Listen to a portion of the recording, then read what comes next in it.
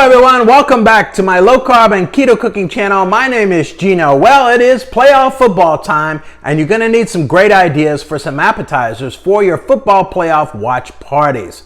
So in this video, I'm going to show you how to make these Cajun bacon wrapped little Smokies.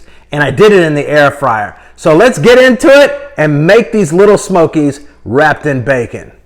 So this is easy to make. You're only going to need two items. You're going to need little Smokies and some good bacon to go with it. So we first start off by cutting our slices of bacon in thirds. Now we're going to wrap each one of the little Smokies in 1/3 piece of bacon, and we're going to put a toothpick in it. And don't worry, that toothpick is not going to burn in the air fryer. So once you make them and put your toothpicks in it, this is what it's going to look like before we put it into the air fryer.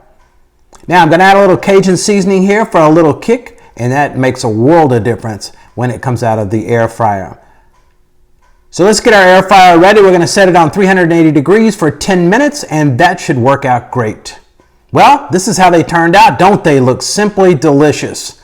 Easy to make, delicious appetizers. Make sure you watch to the end of this video. So here's the final product on my appetizers. These are bacon wrapped little Smokies. Yes, this is dirty keto, but I also paired it with some G. Hughes barbecue sauce, which is the hickory flavor here. Okay, you know everybody loves G. Hughes, right? So these are what my appetizers look like. So I hope you enjoyed this video. Make sure that you like, subscribe, and share so that you don't miss any of my upcoming videos. And make sure you click on that bell to get a reminder when I'm posting my new videos. So again, please share this with all your friends and let's get ready for some football. Wow, these were so delicious and easy to make.